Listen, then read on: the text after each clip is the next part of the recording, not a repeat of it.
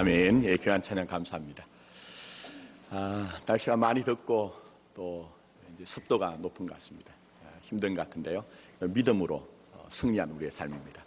우리가 자기 자신에게 또 좌우에 계신 분들에게 잘 되고 있습니다. 잘 될 겁니다. 하고 그렇게 축복하길 원합니다. 예. 고백대로 됩니다. 믿음대로 되고요. 그 임은미 선교사님이라고 계십니다. 케냐에서 지금 사역을 하고 계신데요. 그쪽에서 이제 유니스 선교사님 이렇게 해서 아프리카의 오프라 윈프리라고 불리는 분입니다. 이분이 저희들에게 메시지를 짧은 메시지인데 전한 것이 있습니다. 우리가 함께 그렇게 보도록 하겠습니다.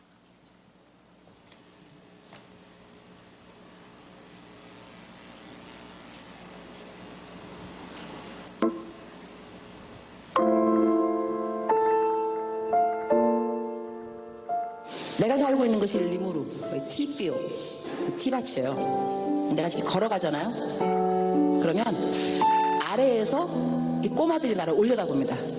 우리 교회 주일학교 애들이에요. 그러니까 내가 선교사인지 알아요. 내 이름이 유니스니까 내 이름을 불러요. 아래에서 나를 올려다보면서 내가 지나가면 이렇게 불러요. 유니스! 목이 터져라. 유니스! 막 이런데 얼마나 내 이름을 부르는지 나한테 아무것도 달라 그런 건 없어요. 그러나 내가 알아요. 얘네들 신발이 없어요. 맨발로 다니거든요. 근데 유네스 할 때 저것들 신발이 없는데 신발 사줘야지 그 생각이 들어요. 그 다음에 또 유네스 이러면 저 녀석들 밥을 하루에 한 끼 먹는데 밥도 좀 많이 줘야 되는데 빵을 사줄까? 또 유네스 이러면 쟤네들 학교도 없는데 내가 돈 많이 있으면 학교도 지어주면 좋겠다. 이런 생각을 해요. 선한 생각이 계속 나게 있다는 이야기예요. 근데 걔네들이 그 누구도 나한테 유네스 신발 없어요. 신발 사주세요. 아무도 안 그랬어. 그러나 내 이름을 부르는 순간순간 쟤네들 뭐가 필요한데? 이게 무슨 이야기냐 하면 여러분이 기도할 때 쫙 이러면은요 여러분의 마음을 하나님이 왜 모르겠어요. 여러분 필요한 거를 하나님이 하세요. 그리고 하나님이 여러분을 정말 사랑하세요. 안 주고 싶지 왜 안 주고 싶겠어요. 그날 부르짖어요 말이지. 부르짖지 않으면 또 하나님의 마음 또 감동이 안 간다니까. 그래서 오늘은 여러분의 필요가 있을 겁니다. 어떤 것이 필요로 하는지, 그것이 공부인지 돈인지 건강인지 관계 회복인지 아니면 영성의 회복인지 하나님 알고 계십니다. 겉으로 크게 내가 말로 표현하기 싫으면 어려우면 불편하면 그냥 주여 이름을 부르세요. 주여 예, 불을 좀 켜주시기 바랍니다. 요즘 누구의 이름을 부르며 사시는지 모르겠습니다. 그리스도인은 그 이름의 능력을 믿고 예수의 이름 안에 사는 자를 그리스도인 신자라 이렇게 얘기를 합니다. 이 이름을 부른다는 것은 이제 임은미 선교사님이 말씀하신 것처럼 기도라고도 할 수 있고 예배의 삶이라고도 할 수가 있습니다. 저는 지난주부터 이제 6대 비전 가운데 이제 첫 번째 예루살렘의 비전, 영광스러운 예배의 공동체 비전을 함께 나누고 있습니다. 이건 무너지면 나머지 제가 여러분들에게 말씀을 전할 이유가 아무것도 없는 것입니다. 교회와 신자에게 가장 근원적인 축복, 또 기초적인 능력이 예배 가운데 나오기 때문입니다. 여러분, 예배가 무엇일까요? 우리가 이 영상을 통해서 본 것은 그의 이름을 부르는 것입니다. 하나님을 향하여 우리가 진실한 마음을 가지고 그의 이름을 간절하게 부르는 것입니다. 부를 때 주님은 우리와 함께 하십니다. 그래서 사도행전 2장 21절과 로마서 10장 13절에는 주의 이름을 부르는 자에게는 구원이 있으리라 얘기했습니다. 여기 이름을 부른다는 것은 그냥 호기심으로 부른다는 것은 아닐 것입니다. 우리가 지금까지 관습적으로 습관적으로 우리가 이름을 부른 것도 아닐 것입니다.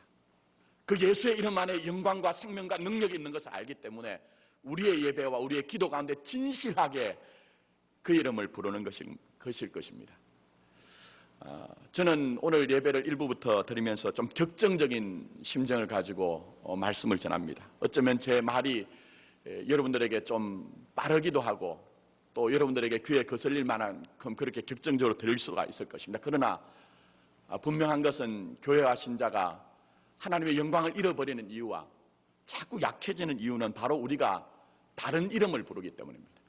우리의 마음을 다른 것에 세상과 사람들에게 뺏기면서 예배의 영광을 잃어버리기 시작했을 때 교회와 신자들은 하나님의 영광이 떠나가는 것을 경험하고 약해지기 때문인 것입니다. 물론 우리는 다 약합니다.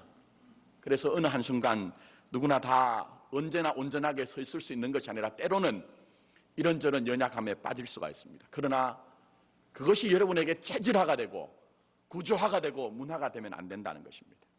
여러분의 영적 체질이 되거나 우리 공동체의 문화가 되면 안 된다는 것입니다. 그래서 오늘 저는 이 예루살렘의 영광, 예배의 영광스러운 예배의 공동체가 돼야 되겠는데 가만히 돌아보면 우리가 우리 자신의 모습 속에서 많은 부분에서 예배의 영광을 잃어버렸습니다. 그러다 보니까 예배 가운데 하나님께서 분명히 말씀하심에도 불구하고 우리는 우리의 그 소견에 좋은 대로 행하면서 우리가 가진 기준들을 여전히 내려놓지 않고 있습니다. 그러면서 때로는 잘못된 것이라는 그 생각조차 하지 못하고 왜곡된 길로 가면서도 우리 스스로 우리는 바르다, 의롭다, 선하다고 생각을 하고 있는 것입니다. 이게 바로 영적으로는 어두운 것입니다. 바로 이게 영적으로는 악순환이 우리에게 되어지고 있는 것입니다. 자, 지난주부터 우리가 살펴보고 있는 이 아방의 시대는 바로 이러한 영적으로 굉장히 어두운 시대였습니다. 그런데 안타까운 것은 이런 영적인 어두운 것이 그냥 한순간에 되어진 것이 아니고 이런 악순환이 먼저부터 시작하여서 지금까지 되고 있다는 것입니다. 아방의 아버지의 이름은 오므리라는 사람입니다. 그런데 이 오므리에 대해서 하나님이 평가하시기를 열왕기상 16장 25절에 오므리가 여호와 보시기에 악을 행하되 그 전에 모든 사람보다 더욱 악을 행하여 이렇게 얘기합니다. 그러니까 이 아방만이 이렇게 악한 것이 아니고 하나님 보시기에 그 아버지부터 그 이전 사람들보다 더 악하였다 얘기합니다. 그러니까 이 악순환이 계속되는 것이죠. 근데 문제는 이런 악순환을 끊을 수 있어야 되는데 이 아합은 그렇게 하지 못하고 여전히 이 악순환의 고리 속에서 시스템 속에서 여전히 자기도 더 악한 사람이 되었다는 것입니다. 물론 우리가 이해할 부분이 있죠. 사람은 환경의 동물이기 때문에 환경에 많이 우리가 영향을 받습니다. 특히 사람에게 가장 근원적이고 기초적인 것이 원가족, 우리의 그런 이제 가족 구조입니다. 부모의 영향입니다. 그래서 어떤 면에서는 자기 가정의 배경, 문화의 그런 영향을 벗어나기가 쉽지는 않았던 것 같아요. 그러나 여러분 한번 보시면 다 그런 건 아니에요.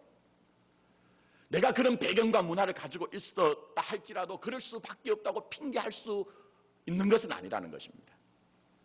제가 이제 상담을 쭉 공부를 하면서 이제 상담을 해보다 보니까요, 이런 경우가 있습니다. 이제 가상적인 얘기입니다. 어떤 아버지 한 분이 계세요. 굉장히 어렵습니다. 알코올릭, 술 중독에, 폭력에 여러 가지 인생의 문제를 가지고 있어요. 가정이 굉장히 어렵죠.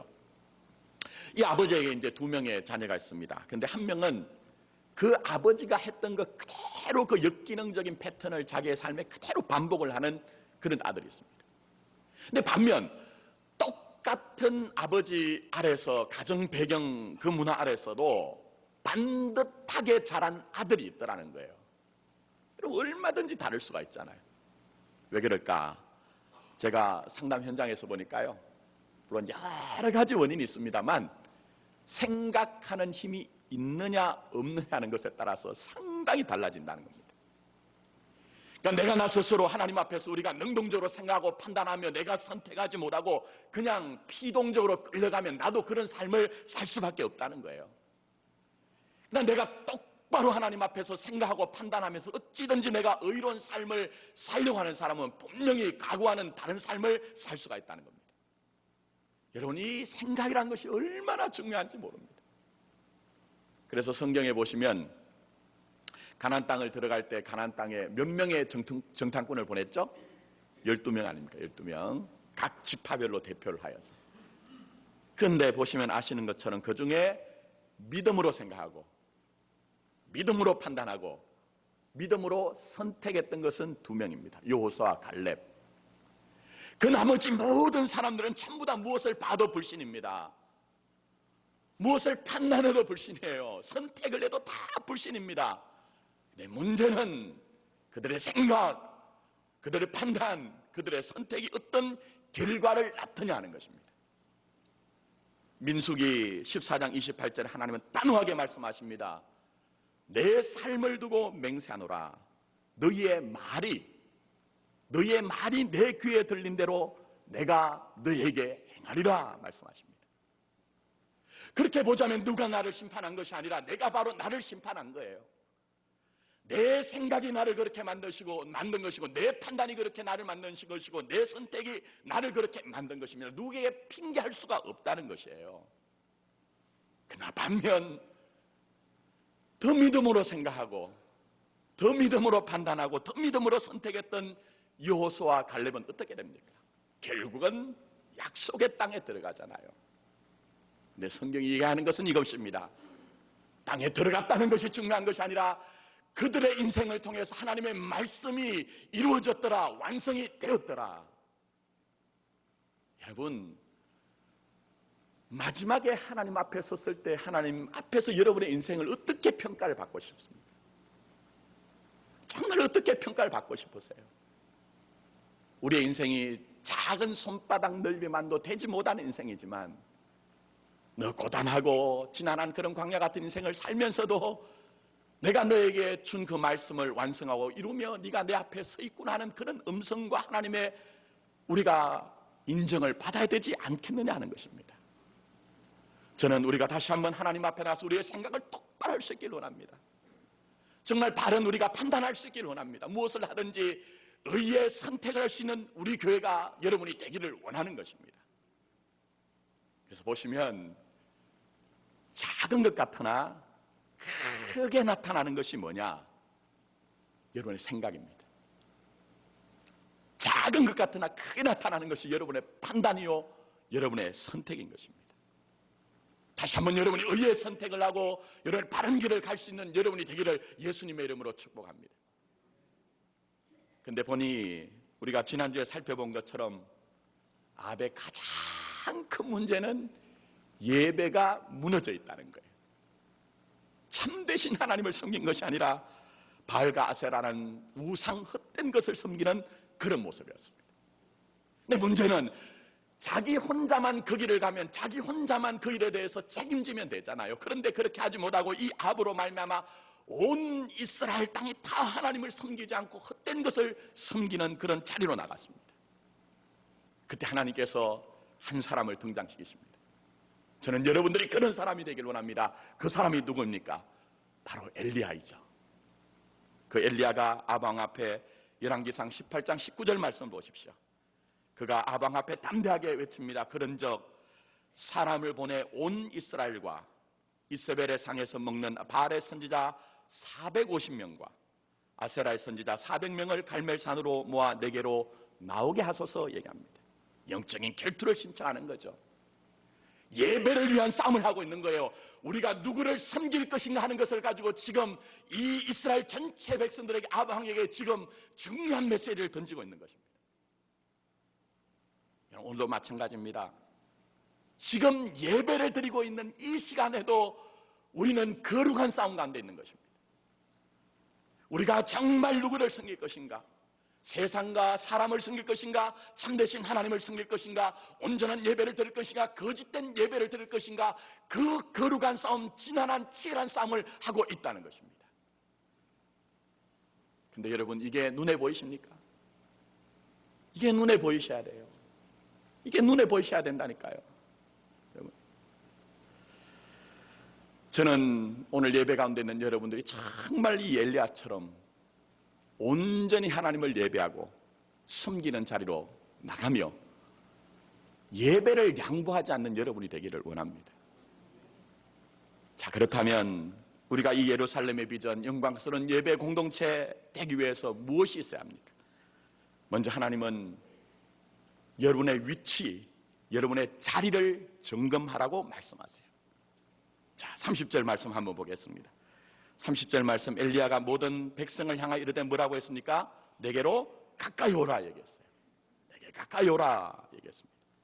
우리의 변화의 시작은 하나님께 가까이 나가는 장소의 변화, 위치의 변화, 자리의 변화가 있어야 된다는 거예요. 이 엘리야라는 이름은 나의 하나님은 여호와시다, 그런 뜻이에요. 굉장히 중요한 의미가 있죠. 그 시대는 우리가 다 아는 것처럼 왕으로부터 시작해서 모든 민초들이 하나님의 하나님 되심을 인정하지 않는 그런 시대였어요. 이런 어두운 시대에 정말 고독하고 외롭지만 하나님을 온전히 예배하는 자의 표상, 그 모형으로서 엘리야가 등장을 하고 있는 것입니다.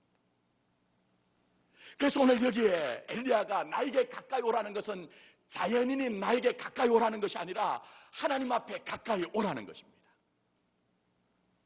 여러분, 오늘도 이 시대의 모든 것들을 영적으로 잘 분별해 보시기 바랍니다.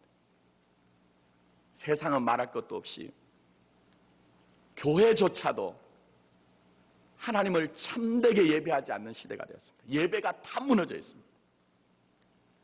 건물이 없는 것도 아니고 화려한 프로그램이 없는 것도 아니고 유력한 사람이 없는 것도 아닌데 우리 가운데 참되신 하나님을 섬기는 예배가 다 무너져 있습니다.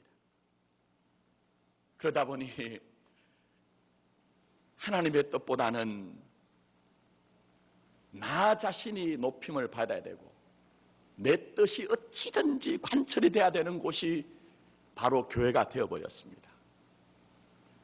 그래서 안타깝게도 저는 어릴 때부터 신앙생활을 하면서 그런 모습을 많이 봤습니다. 목사님도 장로님도 권사님도 집사님도 모든 성도들도 하나님 혹 우리가 하나님의 영광을 가리는 것이 아닙니까 하며 두려워하는 그런 모습을 보고 자랐습니다. 또 어찌든지 하나님 나의 말과 나의 행동 때문에 교회가 시험이 드는 것이 아닙니까 하는 그런 간절함을 안고 신앙생활하는 모습을 많이 보았습니다. 그러나 예배가 무너지니 어떻습니까? 이 시대는 하나님의 영광을 염두에 두지 않습니다.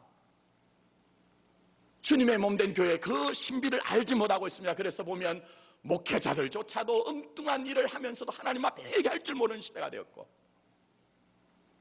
안타까운 것은 우리가 많은 경우에 매스컴을 통해서 요즘 많은 어떤 비리들에 관한 일들이 뉴스로 나올 때에 그분들의 종교적인 배경이 자꾸 드러나는데 대부분의 분들이 기독교인이더라는 거예요.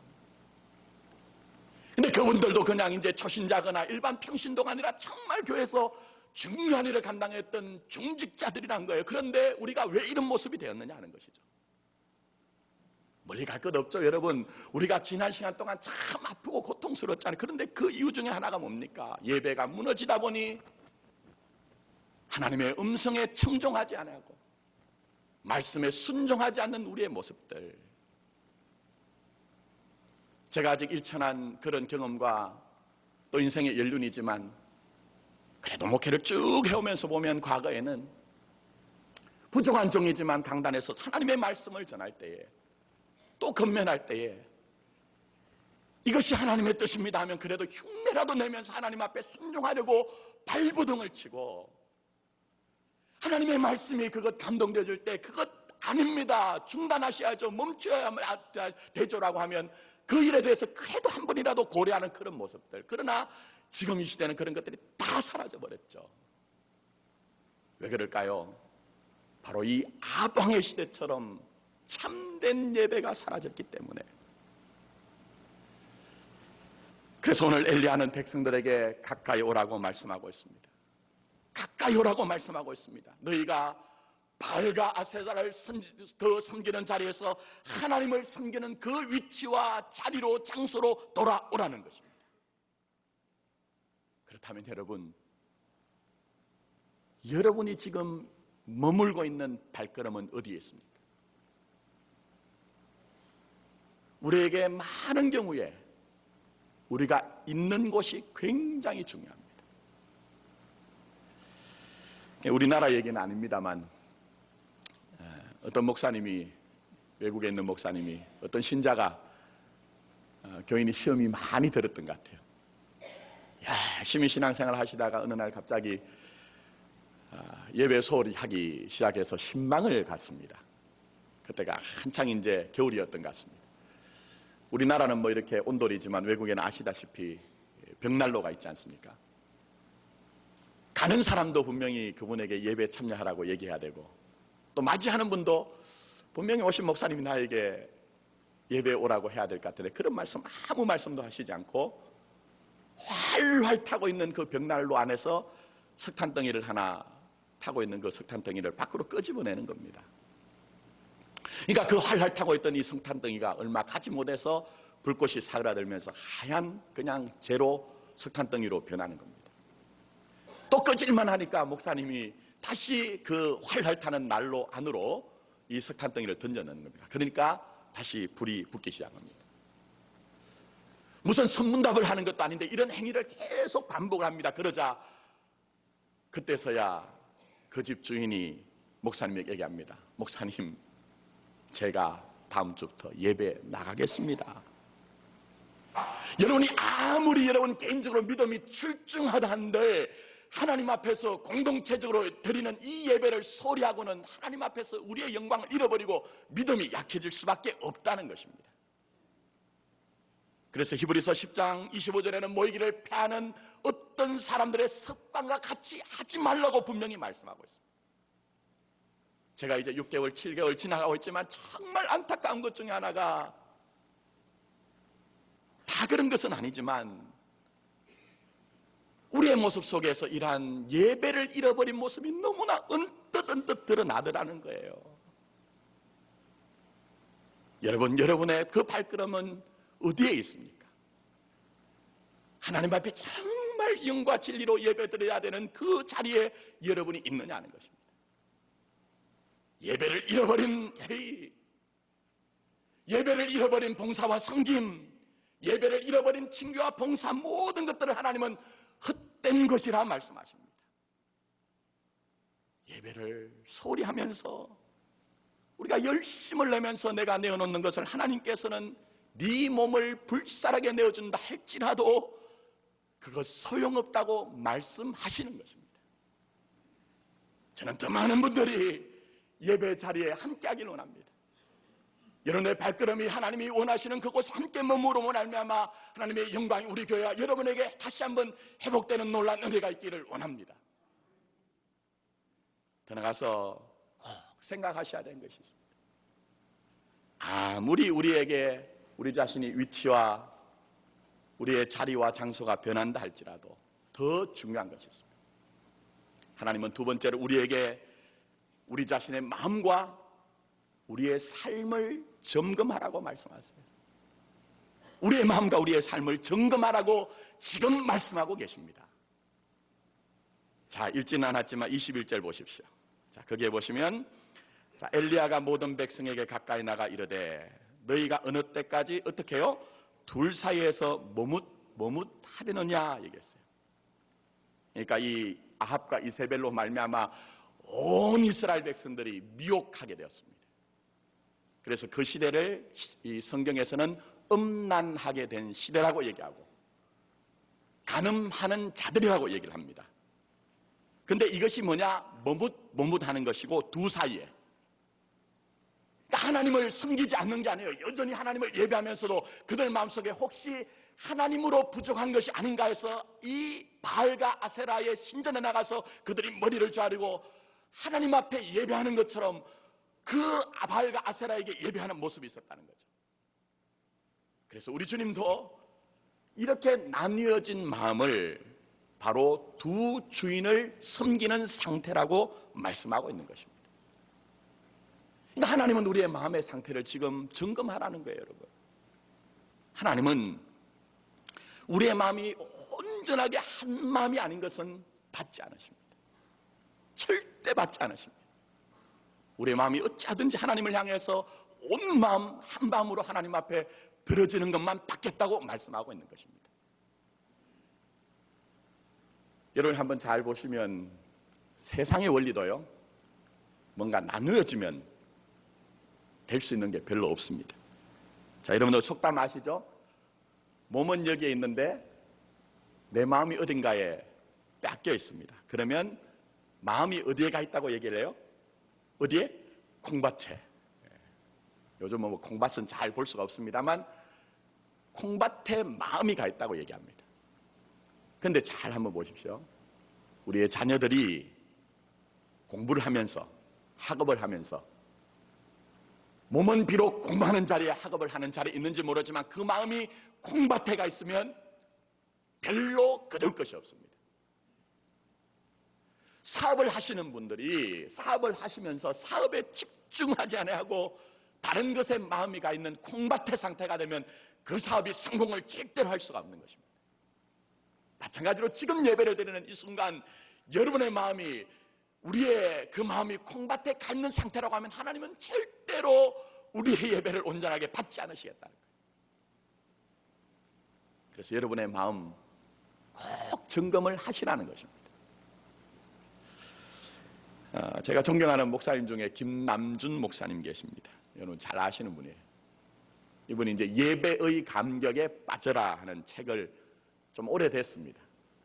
그게 보니까 신자들이 예배를 드리는 여러 가지 모습을 분석을 하면서 여러 가지 형태를 얘기했습니다. 한번 혹시 나는 그렇지 않은가 한번 점검을 한번 해보세요. 멀거니 강단을 응시하는 딴 생각파가 있대요. 그러니까 예배는 지금 드리면서 저하고 눈도 맞추는데 실제로 마음은 다른 데 가 있다는 겁니다. 자, 주보의 밑줄을 긋고 교정까지 보는 읽기파가 있다는 겁니다. 무섭죠? 뭐가 틀렸나 보는 겁니다. 자, 예배를 시작하면 졸기 시작하는 무슨 파일까요? 수면파가 있답니다. 이런 분들은 이제 뭐라고 하냐면 왜 그러냐 얘기를 하면은 하나님의 신이 수면 가운데 운행하셨기 때문에 나는 말씀 따라 지금 이렇게 합니다. 수시로 시계를 들여다보는 시간 절약파. 설교가 조금만 길어져도 안절부절하고 견디질 못하죠. 옆 사람과 글로 대화하는 쪽지파.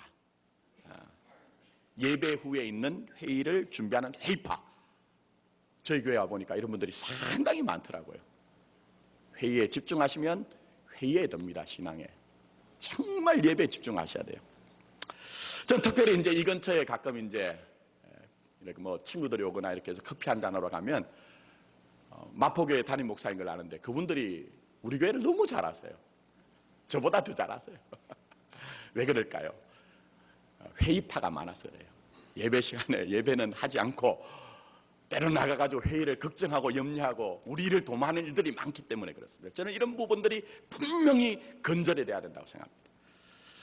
또 있습니다. 예배 시간에 뒤적뒤적 성경 읽고 있는 독서파가 있답니다. 평소에 묵상하셔야 됩니다. 이때 열심 내시면 안 됩니다. 주위의 아기에게 눈을 맞추고 까꿍거리는 유모파. 우리는 뭐 아기가 없기 때문에 그렇게 하지 않습니다만 목사로서 제일 이제 어려운 게 있죠. 설교를 평가하는 시험 채점파. 저도 이제 제 발음에 굉장히 신경을 많이 씁니다. 어쨌든지 표준말 쓰려고 한 9년 10년 지방에서 목회를 했더니 그게 몸에 많이 익어서 조심을 많이 하죠. 또 제일 심각한 게 있습니다. 처음부터 팔짱을 낀 채 예배를 구경하는 관람객파 이렇게 있습니다. 여러 가지 파가 있어요. 근데 여기서 단적으로 얘기하는 게 뭡니까? 예배를 드리면서 마음이 없다는 거예요. 저는 정말 오늘 이 시간 예배를 드린 여러분들의 마음 있는 예배가 되기를 원합니다. 여러분의 몸만 지금 예배를 드리는 것이 아니라 여러분의 마음이 여기에 머물고 마음이 하나님 앞에 드려지는 그런 예배가 되기를 원하는 것입니다. 왜 그렇습니까? 하나님은 여러분이 마음으로 드리는 예배가 아닌 것은 받지 않겠다고 말씀하시기 때문에. 더 나아가서 중요한 것이 있습니다. 그게 뭡니까? 바로 여러분의 삶의 예배가 있어야 된다는 것입니다. 그러니까 마음의 예배를 지나서 삶의 예배가 있어야 된다는 것입니다. 여러분 아신 것처럼 구약에는 가인과 아벨의 제사 예배가 나옵니다. 거기에 대해서 창세기 4장 4절에는 이렇게 성경은 제사에 대해서 예배에 대해서 결론을 내리고 있습니다. 한번 잘 들어보십시오. 아벨에 대해서 하나님이 뭐라고 하시느냐? 여호와께서 아벨과 그 제물을 받으셨으나. 여기에 뭔가 떠오른 게 있습니까? 하나님은 제물만 받으신 것이 아니라 이 아벨을 받으셨다는 거예요. 반면 가인에 대해서는 가인과 그 재물을 연락하지 아니하신지라고 얘기했습니다. 하나님은 우리의 어떠한 그런 드려지는 유형적인 껍데기의 모습을 하나님이 보시는 것이 아니라 그들의 인격, 그들의 삶의 내용을 하나님이 받으신다는 것입니다. 아무리 우리가 외형적으로 잘 갖춰진 예배와 화려한 예배를 드려진다 할지라도 여러분의 삶이 보정되어지지 않은 예배는 하나님이 그 예배를 연락받지 않으시겠다는 것입니다. 저는 정말 우리 교회 가운데 하나님 앞에 예배자들이 일어나길 원합니다. 헛된 것들에 여러분의 마음을 뺏기지 아니하고 우리 가운데 높임을 받으셔야 되는 그 하나님에 대해서 여러분의 마음을 집중하고 여러분의 삶을 하나님 앞에 드릴 수 있는 많은 믿음의 사람들이 일어나기를 원합니다. 물론 쉽지는 않을 겁니다. 정말 우리가 삶의 예배를 드린다는 것이 얼마나 어려운지 믿음 생활 하면 할수록 참 어렵다는 것들 느끼시잖아요. 세상이 여러분이 정말 믿음으로 사는 것들을 그냥 놔두지 않거든요.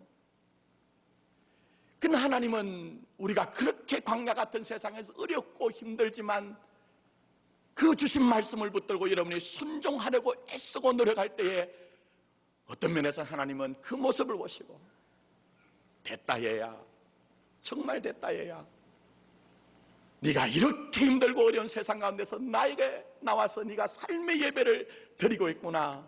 내가 너로 인해서 나는 만족한다고 기뻐한다고 주님은 분명히 말씀하실 것입니다. 이제 말씀을 맺습니다. 첫 번째 비전, 무슨 비전입니까? 예루살렘의 비전. 영광스러운 예배 공동체. 우리 가운데 어떠한 것도 하나님 위에 높임을 받을 것은 아무것도 없습니다. 어떠한 것도 영광을 취할 것은 아무것도 없습니다. 하나님은 이미 우리에게 나는 질투하는 하나님이기 때문에 내 영광을 뺏기지 않겠다고 말씀하시기 때문입니다. 여러분, 이 예배 영광을 뺏기지 않는 여러분이 되길 원합니다. 이미 이사야 선지자는 우리에게 이사야서 1장 12절과 13절에 말씀합니다. 너희가 내 앞에 보이러 오니 이것을 누가 너에게 요구하였느냐? 내 마당만 밟을 뿐이니라. 헛된 재물을 다시 가져오지 말라. 분량은 내가 가증히 여기는 바요. 월삭과 안식일과 대회로 모이는 것도 그러하니 성회와 아울러 악을 행하는 것을 내가 견디지 못하겠노라. 이스라엘 백성들이 하나님 앞에 드려지는 예배, 겉으로는 완벽했습니다. 부정함이 없었습니다. 그러나 하나님 그것을 보시고 가증히 여기신다고 말씀하시고 그 예배를 내가 견디지 못하겠노라고 말씀하셨습니다. 우리 예배가 그러한 예배가 아니라 여러분이 머무는 곳이 바로 주님이 원하시는 곳이 되고 여러분의 마음과 여러분의 삶이 하나님 앞에 드려짐으로 말미암아 그곳에 하나님의 충만한 신성에 충만한 것이 여러분과 여러분의 가정과 우리 교회 가운데 함께하기를 원합니다.